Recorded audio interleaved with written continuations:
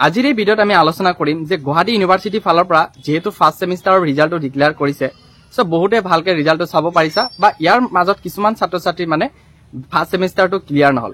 so first সেমিষ্টাৰটো এই কাৰণে clear নহল কিছুমান ছাত্ৰ-ছাত্ৰী ইন্টাৰনেলত ফেল কৰিছে কিছুমান ছাত্ৰ-ছাত্ৰীয়ে মানে প্ৰেক্টিকেলত ফেল কৰিছে কিছুমান ছাত্ৰ-ছাত্ৰী এনেকুৱা আছে থিওৰিত ফেল কৰিছে আৰু কিছুমান ছাত্ৰ-ছাত্ৰী এনেকুৱা আছে এবসেন্ট হোৱা বুলি শো হৈ আছে সো এতিয়া তোমালোকৰ নেক্সট প্ৰসেছটো কি যাতে তোমালোকৰ যোনটো ফাৰ্ষ্ট সেমিষ্টাৰ আকৌ ৰিপিট এক্সাম দিব নালাগে যাতে তোমালোকৰ বছৰতে তোমালোকৰ যোনটো ফাৰ্ষ্ট সেমিষ্টাৰটো ক্লিয়াৰ হৈ যায় সো এই ভিডিঅ তোমালোকক সম্পূৰ্ণ জনাম কেনেকৈ তোমালোকে ৰিএভ্যালুয়েশনৰ কাৰণে এপ্লিকেশন কৰিবা কলেজত কেনেকৈ তোমালোকে এপ্লাই কৰিবা ইন্টাৰনেল মাৰ্কৰ কি প্ৰবলেম আছে বা প্ৰেক্টিকেল মাৰ্কৰ কাৰণে কি প্ৰবলেমৰ কাৰণে তোমালোকৰ যোনটো পাছ হোৱাৰ জায়গা তোমালোকৰ এৰিয়াৰ হোৱা বুলি শো হৈ আছে সো হবিহেক মই এই ভিডিঅত সম্পূৰ্ণকৈ জনাম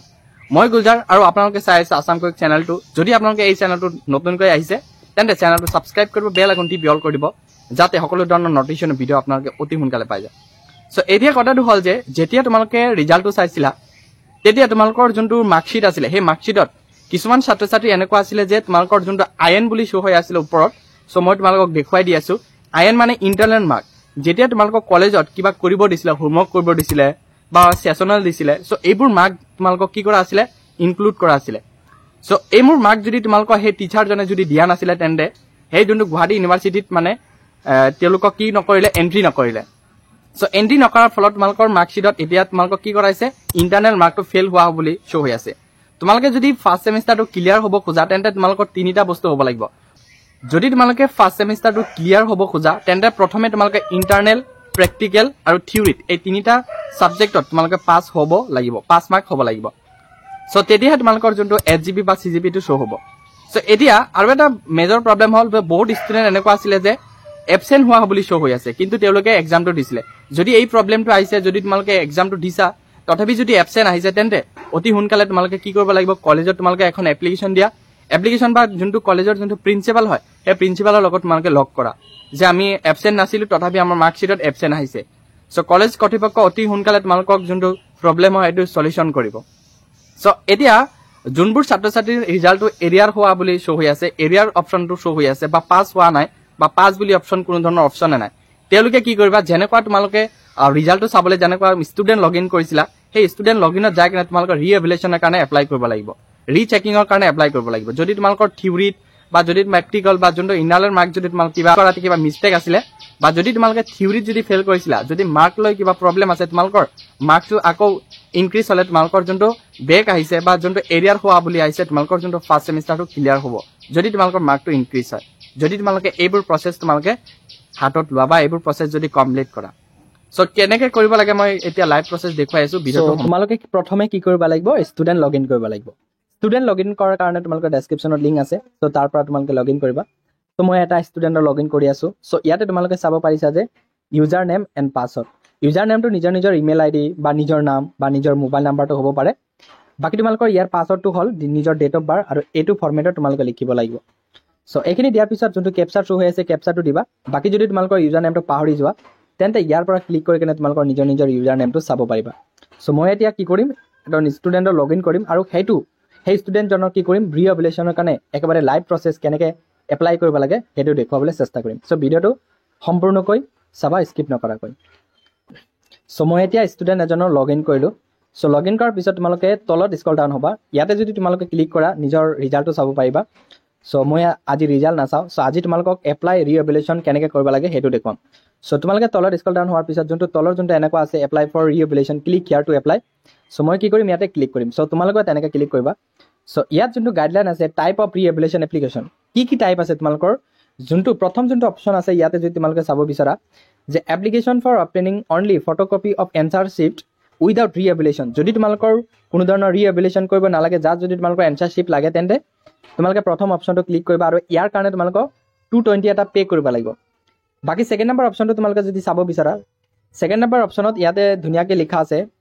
যে এপ্লিকেশন ফৰ ৰিএভ্যালুয়েশন উইথ ফটোকপি যদি তোমালোকে ৰিএভ্যালুয়েশন প্লাস তোমালোকৰ যদি ফটোকপি লাগে তেন্তে তোমালোকে কি কৰিব লাগিব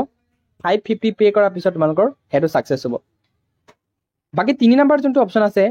এপ্লিকেশন ফৰ ৰিএভ্যালুয়েশন উইদাউট ফটোকপি এটো যদি তোমালোকে কৰিব খোজা তেন্তে তোমালোকক 330 পে কৰাৰ পিছত তোমালোকৰ যোনটো ৰিএভ্যালুয়েশনৰ প্ৰসেছ হয় এটো কমপ্লিট হ'ব সো এতিয়া তোমালোকে যদি ৰিএভ্যালুয়েশন এপ্লাই কৰিব খোজা তেন্তে তোমালোকৰ যোনটো ইয়াত যোনটো 3 ডট আছে মোবাইলত যেহেতু মোবাইলত কৰিবা বহুত ষ্টুডেণ্টে মোবাইলত কৰিবা সো মোবাইলতো দেখুৱাই দি আছো আকৌ ডেস্কটপত কৰিলে সেম তেনেকুৱা আহিব 3 ডটত তোমালোকে কি কৰিবা ইয়াতে ক্লিক কৰিবা যেতিয়া ইয়াতে ক্লিক কৰিবা তেতিয়া আকৌ নতুন এটা অপচন আহিব ইয়াতে প্ৰথম যোনটো আছে BU ৰিএভ্যালুৱেশ্যন এপ্লিকেশ্যন যেহেতু এপ্লিকেশ্যন এতিয়ালৈকে কৰা নাই সো আমি কি কৰিম সেকেন্ড নাম্বাৰ যোনটো অপচন আছে যে এপ্লাই ফৰ ৰিএভ্যালুৱেশ্যনত ক্লিক কৰিম সো মই কি কৰিলো এপ্লাই ফৰ ৰিএভ্যালুৱেশ্যনত ক্লিক কৰিলো এতিয়া তোমালোকে ইয়াতে চাব পাৰিছা যে সাবমিট এপ্লিকেশ্যন ইয়াতে ধুনিয়াকে লিখা আছে যে submit application reevaluation for answer sheet কিন্তু প্ৰথম যোনটো অপচন আছে ইয়াতে সিলেক্ট ইয়াতে তোমালোকৰ ইয়াৰটো সিলেক্ট কৰিব লাগিব ইয়াৰটো যেহেতু তোমালোকক আগষ্ট আৰু ডিসেম্বৰ মাহত 2023 তোমালোকৰ ৰেজিষ্ট্ৰেচন কৰা আছিল সো তোমালোকে 23 বৰ্ষটো তোমালোকে সিলেক্ট কৰিবা সো এতিয়া তোমালোকে কি কৰিবা সেমিষ্টাৰটো সিলেক্ট কৰিবা সেমিষ্টাৰ যেহেতু তোমালোকৰ প্ৰথম যোনটো ফাৰ্স্ট সেমিষ্টাৰৰ যেহেতু বেক চেক আছে সো তোমালোকে প্ৰথম সেমিষ্টাৰটো ইয়াতে ফাৰ্স্ট সেমিষ্টাৰ বুলি সিলেক্ট কৰিবা সিলেক্ট কৰাৰ পিছত অলপ সময় ওয়েট কৰিবা তোমালোকৰ যোনবোৰ ডিটেইলছ আছে যোনটো সাবজেক্টৰ তোমাক সো এতিয়া তোমালোকে যদি ইচ্ছা কৰা ইয়াৰ পৰা PDF টো তোমালোকে সেভ কৰিব পাৰিবা বা এক্সেলত সেভ কৰি থৈ দিব পাৰিবা বাকি এতিয়া তোমালোকৰ ইয়াৰ পৰা চাবা কোনটো সাবজেক্টৰ তোমালোকৰ বেক আছে বেক যদি আছে বা ফেল আছে তে এফ বুলি শো হ'ব বাকি গ্ৰেড কি গ্ৰেড তোমালোকে কেনেকুৱা গ্ৰেড পাইছা ইয়াৰ পৰা তোমালোকে চাব পাৰিবা কি কৰিম ইয়াতে যোনটো সিলেক্ট টাইপত ক্লিক কৰিম সো যেতিয়া তোমালোকে সিলেক্ট টাইপ আছে এই প্ৰসেসটো তোমালোকে ভালকে কৰিবা ইয়াৰ পৰা ভালকে তোমালোকে সিলেক্ট কৰিবা কাৰণ এই সিলেক্টৰ ওপৰত তোমালোকৰ ৰিএভ্যালুৱেশ্যন হ'ব ফটোগ্ৰাফি হ'ব তাতে কৈছে যদি তোমালোকৰ মাৰ্কৰ প্ৰবলেম যদি আছে যদি ইনক্ৰিজ কৰিব লাগে থাকে তেন্তে প্ৰথম যোনটো অপচন আছে ইয়াতে ক্লিক কৰিবা বাকি কিছুমান ষ্টুডেণ্টে ফটোগ্ৰাফি অফ এনসাৰশিপ উইদাউট ৰিএভ্যালুৱেশ্যন জাস্ট তোমালোকৰ ফটোগ্ৰাফি এনসাৰশিপ চাবলৈ বিচাৰা তেন্তে সেকেন্ড নাম্বাৰ অপচনটো সিলেক্ট কৰিবা বাকি ৰিএভ্যালুৱেশ্যন উইথ ফটোগ্ৰাফি অফ এনসাৰশিপ যদি তোমালোকৰ ৰিএভ্যালুৱেশ্যন লাগে আকৌ ফটোগ্ৰাফি লাগে তেন্তে থাৰ্ড নাম্বাৰ অপচনটো সিলেক্ট কৰিবা সেম কা পিছত মই কি কৰিম ক্লিক হিয়াৰ টু সাবমিটত ক্লিক কৰিম সো মই কি কৰিম এতিয়া ক্লিক হিয়াৰ টু সাবমিটত ক্লিক কৰিম সো কৰিলো এতিয়া আকৌ তোমাক ক'ব যে do you really want to continue ইয়াতে কি কৰিবা তোমালোকে ওকে ক্লিক কৰিবা ওকে ক্লিক কৰিলে তোমালোকৰ ইয়াতে লিখা আছে যে application submit now please submit your payment details by visiting the link BU reevaluation application so কি কৰিব লাগিব এতিয়া তোমালোকক কি কৰিব লাগিব ওকে ক্লিক কৰিবা ইয়াতে কি কৈছে পইচাটো পেমেন্ট কৰিব দিছে ওকে ক্লিক কৰিলা ওকে ক্লিক কৰিলে আকৌ তোমালোকে কি কৰিবা ইয়াত 3 ডটত ক্লিক কৰিবা 3 ডটত ক্লিক কৰিলে আকৌ ইয়াতে আহিব লাগিব BU ৰিএভ্যালুৱেশ্যন এপ্লিকেশ্যন ইয়াতে কি কৰিবা ইয়াতে ক্লিক কৰিবা যেতিয়া ইয়াতে ক্লিক কৰিবা তেতিয়া তোমালোকৰ যোনটো কাৰণে তোমালোকে এপ্লাই কৰিছা প্ৰথমে ইয়াতে তোমালোকৰ এপ্লিকেশ্যন নাম্বাৰটো শো কৰিব সেশনটো শো কৰিব সেমিষ্টাৰটো শো কৰিব বাকি তোমালোকৰ আজি ডেটটো শো কৰিব যেতিয়া তোমালোকে এপ্লাই কৰা সাবমিটেড সো এতিয়া কি কৰিব লাগিব click here to pay click কৰিব লাগিব so click here to pay ইয়াতে ধুনিয়াকে লিখা আছে 330 পে কৰাৰ পিছত তোমালোকক কি কৰা হ'ব ৰিএভ্যালুৱেশ্যনটো সাকসেসফুল হোৱা বুলি দেখাব মই কি কৰিম কন্টিনিউ ক্লিক কৰিম কন্টিনিউ ক্লিক কৰিলে ইয়াতে কোনটো কলেজত তোমালোকৰ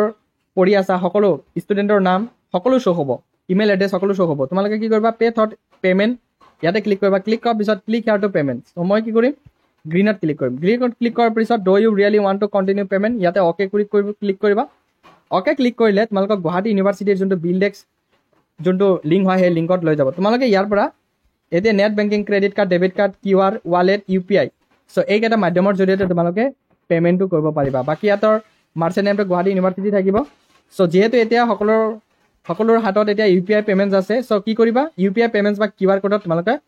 ইয়াতে সিলেক্ট কৰিবা সিলেক্ট কৰাৰ পিছত QR কোডটো ভীম UPI